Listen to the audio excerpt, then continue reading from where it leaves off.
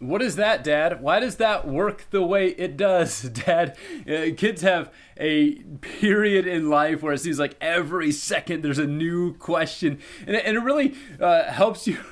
It humbles you and helps you understand the limits of your own understanding or things that you might have taken for granted.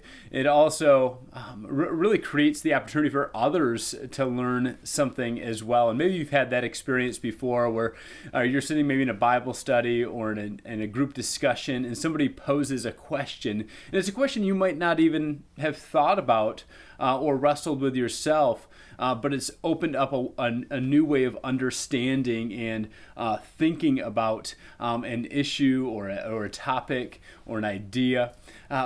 As we look at our passage this week, we're going to see several questions being posed to Jesus, and certain questions that are even internal that Jesus exposes and addresses. And one thing that does is it helps both those around be aware of who Jesus is a little bit deeper and a little bit understand his mission even more fully. And it also invites us in as the reader to understand who Jesus is and really, again, continue to answer this big question that we've been thinking about throughout the series: why Jesus?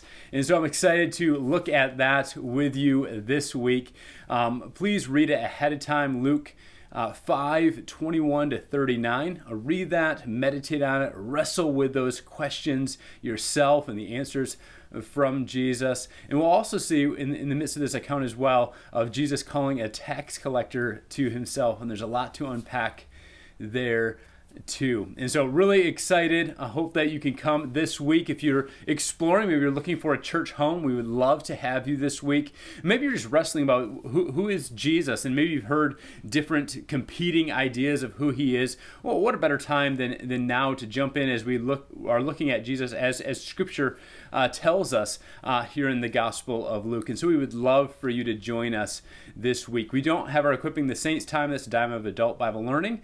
It's usually from 9 to 10, but we won't have it this week or next week because of spring break. But then we will return the following week. But we will have our coffee time from 10 to 10:30, and then our worship service is at 10:30. And we would love for you to join us as we worship our God together.